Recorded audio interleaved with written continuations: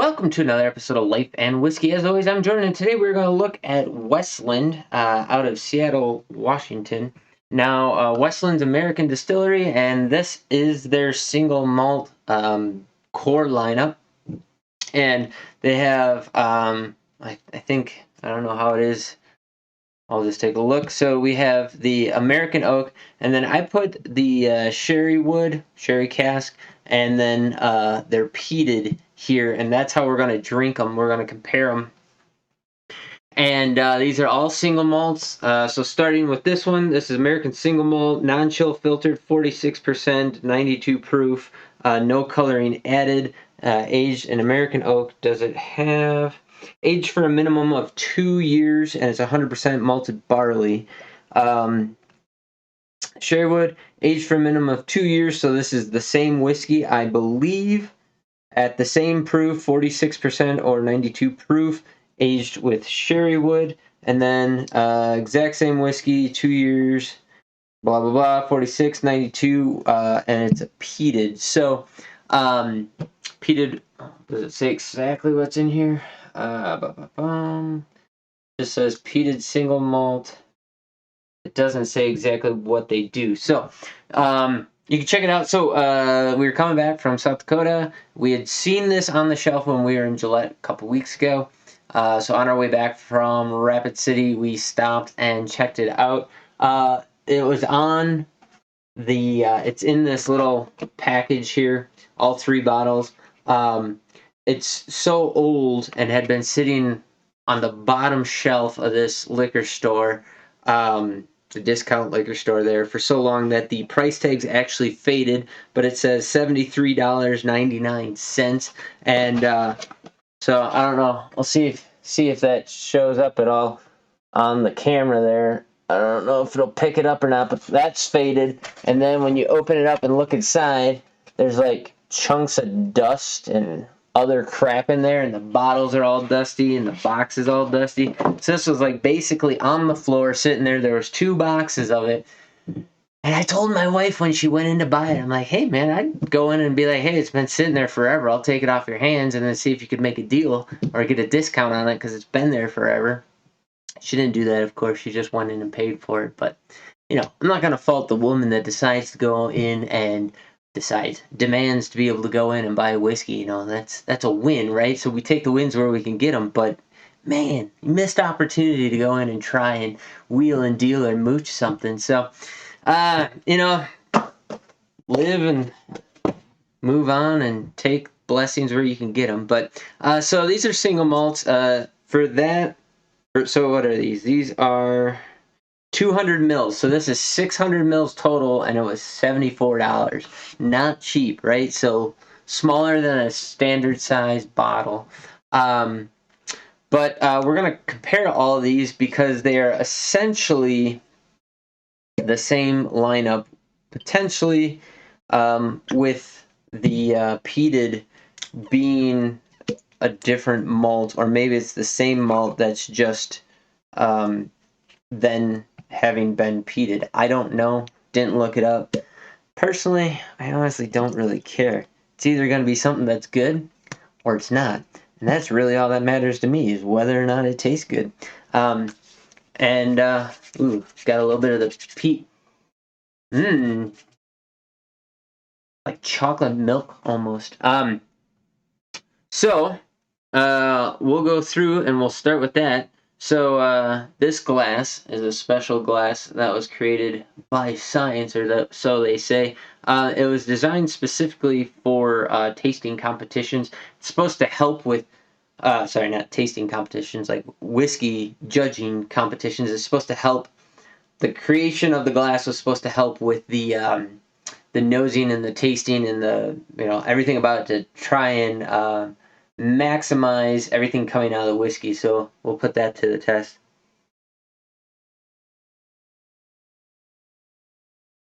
Here's what I'm going to say first.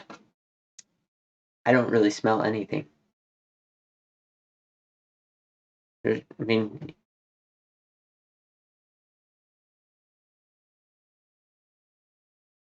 Okay.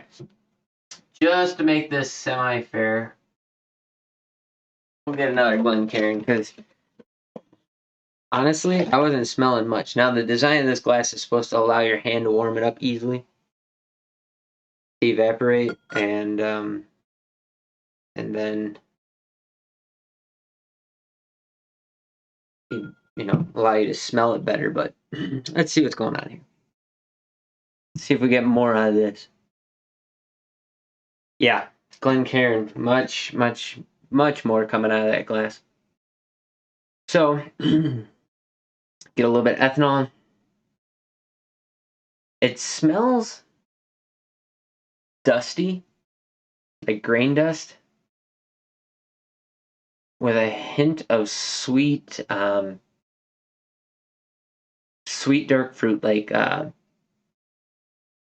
plum or a pear, a plum or a prune, a raisin, something, some kind of dark fruit, way in the background. But it's mostly just this malt, but it's not. So it's not like Highland Park where it's like malted milk ball. It's malt. It doesn't have that funkiness to it. It's got a slight bit of grain, but then like a little bit of vanilla, malt, and dark fruit, like a really dark plum. Almost like a dark plum brandy where it just smells like fruit. So sorry, this video is going to be pretty long, I assume, because I'm doing all these and we're already 5.5 minutes in, but it's kind of interesting. That's on the taste.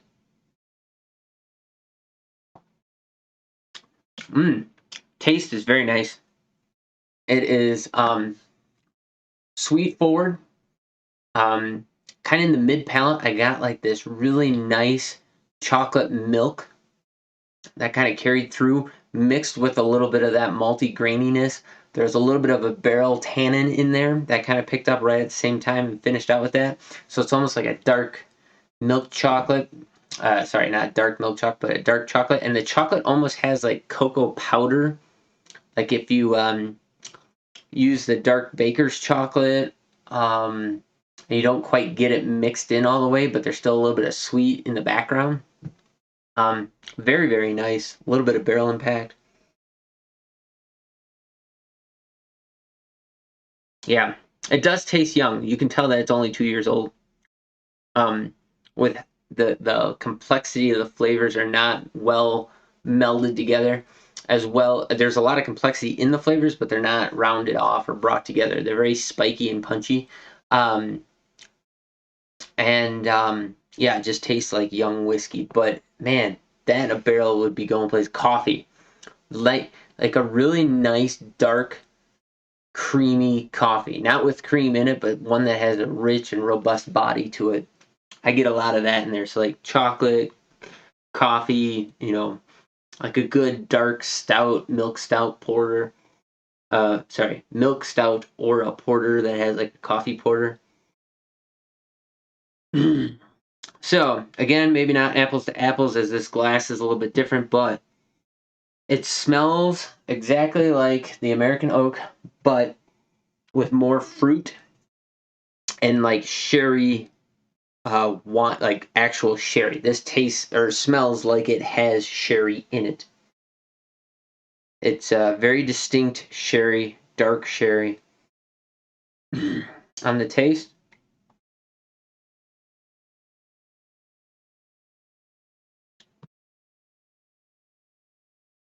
same thing as this. You can tell they taste like they're of the same lineage. That sherry impact picks up a lot more forward, so it's a little bit sweeter. But it's in the direction of fruit sweetness. You get a lot more of that dark fruit that you get with the sherry. A little bit of that like burnt match in there, and man, it's mixing around. I don't know if it's standalone in there itself or if it's just rolling over the top of the first one, but that rich coffee notes coming through. Mainly on the finish, like it's still going right now. It's still just kind of sitting, rolling over my tongue. Has a very creamy mouthfeel to it. I like it a lot. It has a very creamy mouthfeel while I'm drinking it, but then as soon as you drink it, kind of finishes with a dryness, like it's drying out your tongue. Very, very good. I like that a lot. I like all these, or I like both of those a lot. We'll get into the peat. Peat's kind of my jam. I do really like peated whiskeys. Now in the nose, I'm not getting peat, but I got all the malt of the first American oak.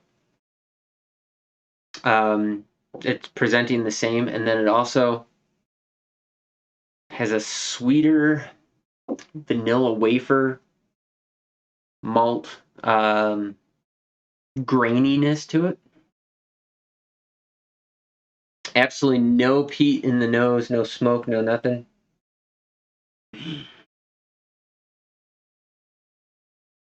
Almost like a banana pie, like the graham cracker crust on a banana pie. Because there's like just the thinnest layer of this banana in there. You really, really have to search for it. It's not very dominant. It's not like how I describe Jack Daniels or anything like that, but it's there, and it's in this creamy sweetness mixed with the graham crackery kind of a smell. Okay, on the taste.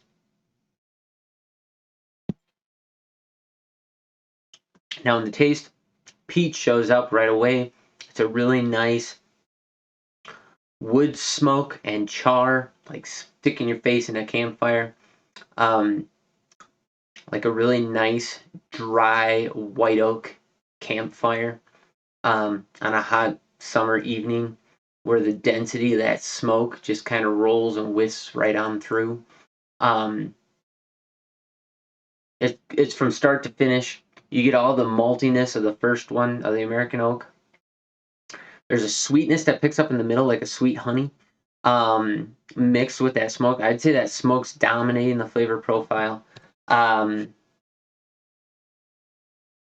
and it doesn't present like a peat smoke. Like you would not mistake this as a Isla Scotch. It doesn't taste in that direction.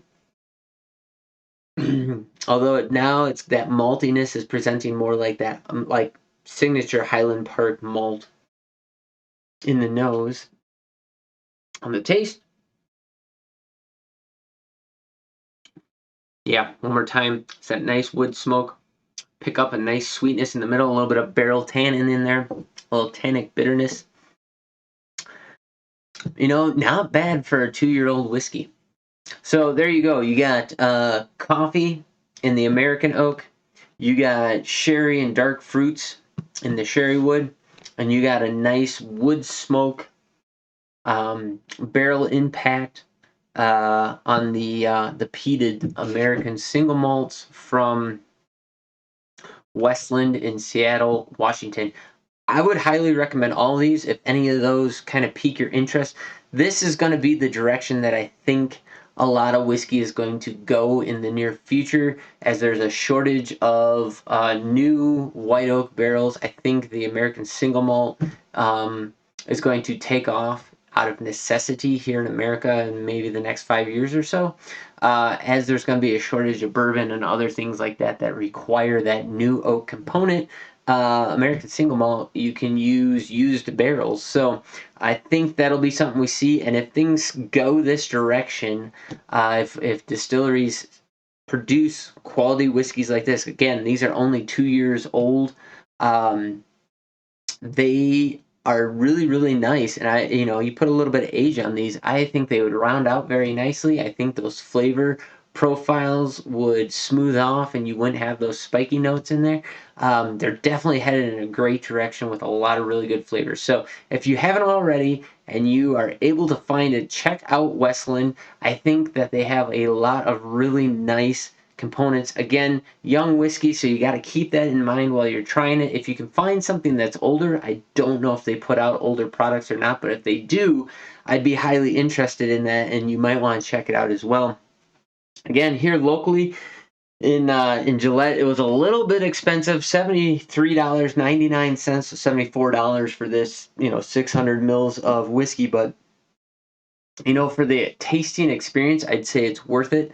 I think in the future, I'm going to keep my eyes open for a product with a little bit more age. But go ahead and drop in the comments down below what you can find a bottle of Westland American Single Malt for, any of the varieties that you can get. I'd be curious to see what the price on a 750 is. And you know, if you have any experience with Westland, please drop that in the comments down below as well. You know, do you think it's as good as I do? Because I think that's pretty darn good whiskey. And yeah, I think it's got a bright future. So there you go. Thanks for watching. I do greatly appreciate it. Please consider liking and subscribing to the channel if you find this video entertaining or beneficial. I know this is my videos are very cut and dry. It's nose and taste, and there's not a whole lot of like super amped up, hyper excited kind of stuff. I don't have a lot of jokes or comedy or humor in my videos. Being a single entity on camera, it's kind of hard to have that witty banter as it is amongst people. So hopefully, you know, somewhere along the lines, a friend or somebody can come in and share some videos with me and we can have some fun on camera. But I mainly just do, you know, I don't do a lot of the research on the bottles. I don't do a lot of research on the distilleries because there's 101 channels out there. Because it's funny, I started this whiskey channel, what, 2 years ago maybe on YouTube? And, you know, within 6 months of me starting this channel, the pandemic hit, and all of a sudden there was 3,000 different whiskey review channels on YouTube that hadn't been there before. And I don't push any of this stuff on social media. I'm not, other than YouTube and BitchUte and making the videos, I'm not on Facebook or I don't know, Twitter or any of that other stupid shit. I don't push any of this out myself. So any subscribers or anything like that I have is solely from you people sharing, commenting, or just, you know, randomly coming across my videos. My video quality, I think, has increased along with my audio, although I have plenty of videos where the audio's crap or the video's crap and whatever else. Please bear through that, and just like, if you enjoy this kind of comment, or if you like this kind of content, please comment down below, because I don't really know where to take it. Like, I'm kind of a whiskey nerd, so I appreciate, if I'm going to be spending good money on a bottle, I want to know what I'm getting. So actually, when we buy bottles of whiskey, we will often go look at the Whiskey Vault, Daniel and Rex. We'll see what they have to say, because my palate kind of lines up with theirs a little bit, along with the Bourbon Junkies. They seem to do a pretty decent job, and my palate kind of lines up with theirs as well. It all depends on the bottles and stuff, but I use them as guidance as to whether or not I want to make a purchase. And I hope that if you find this video or any of my videos, that you do the same. You know, if you find that your palate and your nose lines up with the notes that I provide, then hopefully you take that information and you either are able to save yourself some money by not buying a bottle that you absolutely hate. You can go through and explore things with a little bit of confidence, and maybe spend that money a little bit more intelligently, or be a little bit more happy with the purchases that you make. So that's my goal with this channel, and if I'm doing that, please drop that in the comments down below. And if you want something else, let me know. I'll take that into consideration going forward. So thanks for watching. I do greatly appreciate it. We are 18, almost 19 minutes into this. Again, this in Gillette, Wyoming was the Westland 3-pack here, American Single Malts, $73.99. Go ahead, drop in the comments down below what you can find it for in your area, along with your experience with it. As always, you guys have yourselves a great day. We'll catch you in the next video. Thanks for watching.